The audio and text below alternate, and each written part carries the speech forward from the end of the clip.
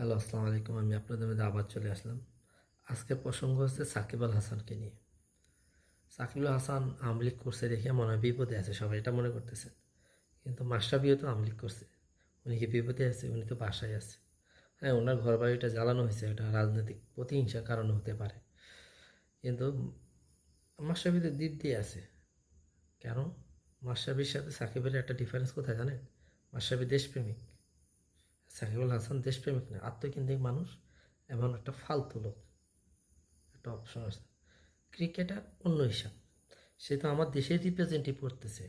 সে কিন্তু ক্রিকেটার না, সে বাংলাদেশের প্রতিনিধিত্ব করতেছে বিশ্ব দরবারে। এখন সে যদি হয় বিভিন্ন অনৈতিক কাজে সাথে সে লিপ্ত, ভাই টাকার প্রতি এত লোভ থাকে কেন একটা মানুষের? আর সে ভালো খেলে দেখে আমরা তাকে প্রশ্রয় দিচ্ছি, এত বছর দিছি প্রশ্রয়।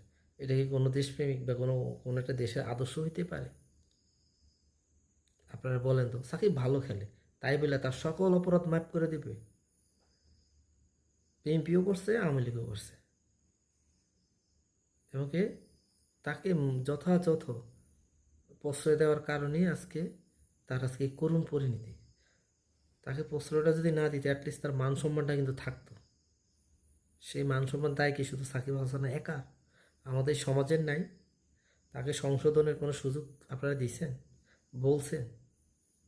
কোনো শাস্তি দিয়েছেন এই ব্যাপারে? যেমন নীতি নৈতিকতার ব্যাপারে কোনো কোনো কালচার আছে আমাদের মধ্যে? যে সাকিব আল হাসান নষ্ট করছেন কারা? আর সাকিব আল হাসান হাসান যে একটা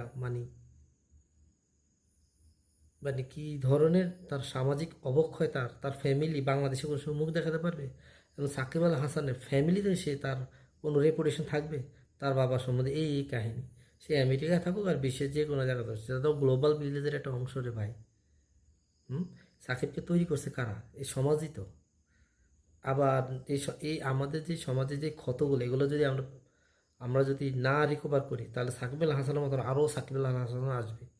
আপনি ভালো ক্রিকেটার পাবেন, না না পাবেন ওটা অন্য হিসাব।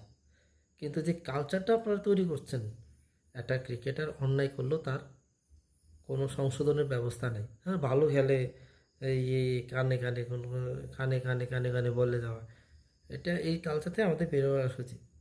যেমন মাশরাফি দেশপ্রেমী, সে নিজে ফ্ল্যাট ফ্ল্যাট বিক্রি করেও দেশের জন্য কাজ করছে। সে তার মনে শান্তি আছে। সে তার নরেল পাশের বিরুদ্ধে একটা অভিযোগও সে জানায়নি, কিন্তু এতে তার লাস্ট একটা সম্বল ছিল, গ্রামের বাড়িটাও সে জ্বালায় দিছে মানুষে। সে বলছে না, আমি নড়ালের জন্য করছি, নড়াল যদি মনে করে এটা দরকার নেই, তারা জ্বালায় দিছে, সমস্যা কি? কিন্তু মাশরাফির একটা ভুল ছিল যে তার কাজকর্মটা ভালো ছিল, কিন্তু তার কাজকর্ম করার যে রাস্তাটা, ওটা চয়েসটা খারাপ ছিল। তাই বলে সে আজকে সাময়িক ভোগান্তি।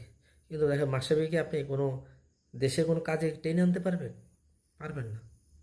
কারণ সে বুঝে যে তার সেই বিশ্বাসের জায়গাটা সে নাই। আর সাকিব আল হাসানকে যদি আবার দেন, টাকা ছিটান একটু, সে আবার আসবে। এতটা নির্লজ্জ একটা লোক সে। ওকে, আল্লাহ হাফেজ।